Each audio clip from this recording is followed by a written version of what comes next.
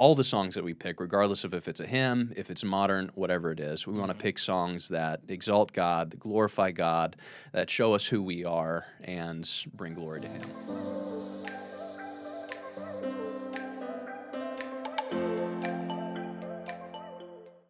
Well, hello and welcome back to the Pastor's Q&A. I am Pastor Ryan, and today we are here with Pastor Scott, our new worship pastor, and we brought him in because we are addressing a question about worship. Here it is. It says, why do we often skip the verses in old hymns, often the third verse, that talk about Satan's schemes or death or the darkest part of the story before the glorious end? It seems to bring such a beautiful contrast to the final verse of heaven's glory. So, Scott, what would you say about how we choose different verses and different hymns that we sing today in the church? Absolutely, and it's a great question. Mm-hmm. It's one that I actually think about often because hymns are so beautifully written, so beautifully put together. They're pieces of poetry, really. And so when I look at hymns, and when I looked at that question specifically, it can be answered in a very simple way. And also we can go very complex with it. I believe the simple answer, and this would be kind of a global answer to this in what I've seen in worship ministries and in talking with other worship leaders and pastors, is that when we look at hymns in the modern context of our modern church congregational settings, we tend to listen to modern interpretations of them. Mm-hmm. So, we can pick really any hymn as an example. Yeah. But when we pull those hymns out, we will oftentimes go to, our favorite music streaming services or YouTube, or we hear it on an album in a conference, and we say, oh, that's a great version of that song. We love the way they arranged it and did it. Yeah. Well, we don't actually tend to look at the extra verses that maybe weren't sung in that hymn. It's more meant as a 3 to 4 minute song.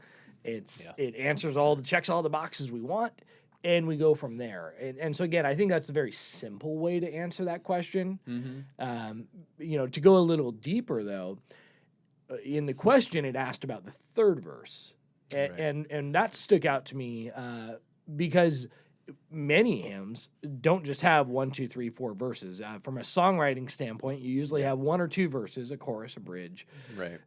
In hymns, they are typically verse, verse, verse, verse, verse, verse, verse, verse, verse. Yeah.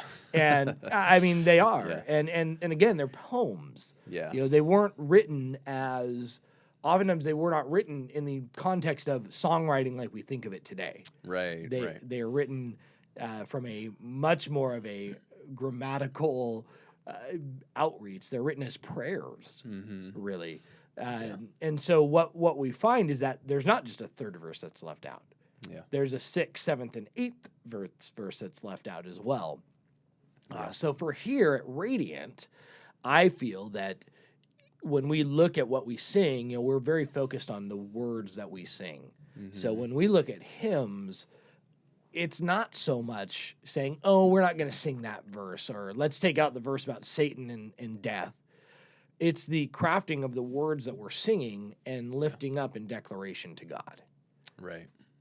So, in a nutshell, that would be a surface level answer to that, but it's one that I'd love to go into deeper detail on as well. Yeah, for sure. Yeah, I think that there's, and you sort of outlined this, there's some practical answers, and then there are, I think, some theological or cultural answers as well. Absolutely. And I think from the practical perspective, we simply live in a cultural moment where music is verse, chorus, bridge, chorus, chorus. Yep. And so oftentimes our worship music ends up reflecting that. And it is good, and I think it's wise to stretch our congregations, but we also don't want to stretch them beyond what is going to actually be helpful. Correct. And so adding in a 4th verse or something might be good, but hymns, for example, like O Come, O Come Emmanuel, famous Christmas hymn, has 7 verses.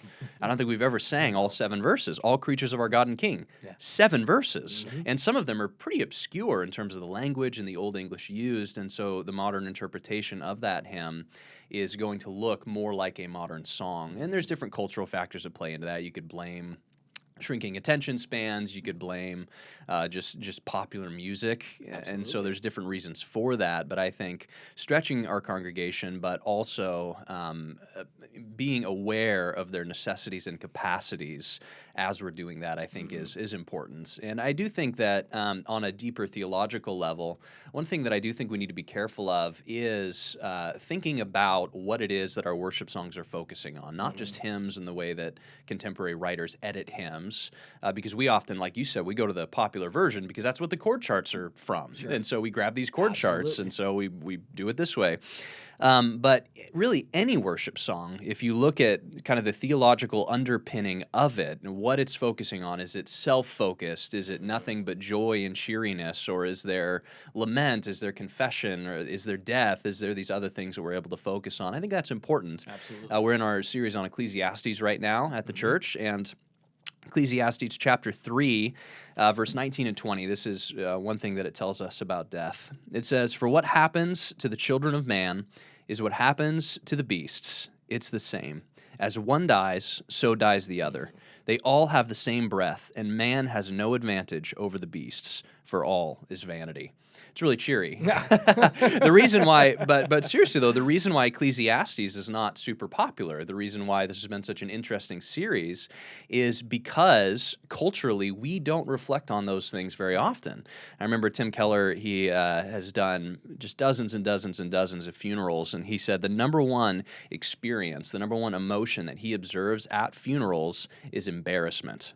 Because people are simply embarrassed by death. And so we don't even call it a funeral anymore. It's a celebration of life. It's a memorial service. They don't die, they pass away.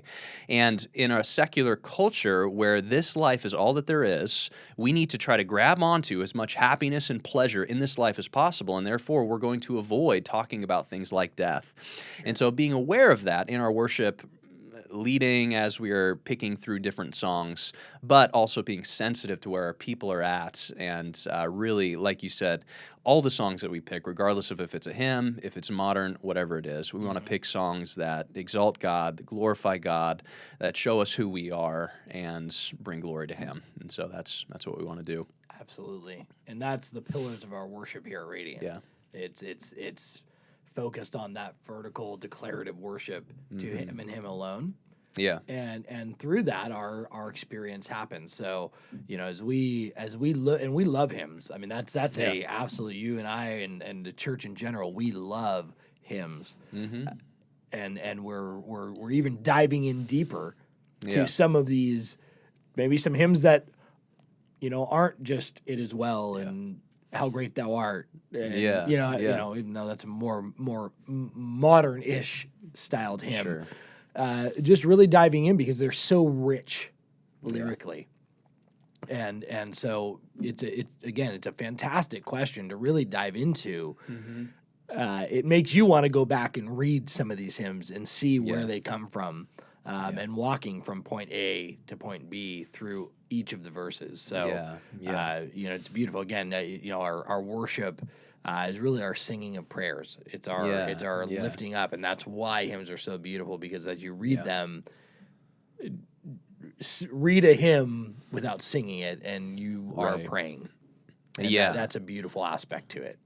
Absolutely. Yeah, one book that I'll actually recommend here along those lines is a book I have that I will read sometimes. It's called 40 Favorite Hymns of the Christian Life.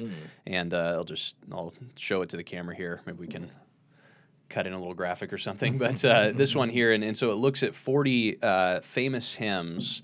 And what it does is it has the lyrics of the hymn, and then it has a quick backstory of how the hymn got started. But it's written as a devotional, and so you're literally meant to read these hymns as devotions in praise to God, and see some of that poetic imagery that shows up in those hymns. And so that's a great resource along those lines. That's fantastic. It's a good thing. Yeah, I love that. Love that. Cool. Great. All right. Well, thank you so much for tuning in. You can follow us on Facebook. You can follow us on Instagram. You can find us on our website, find more episodes of this podcast at radiantofcamas.org. And we look forward to hearing another question from you and answering that next time.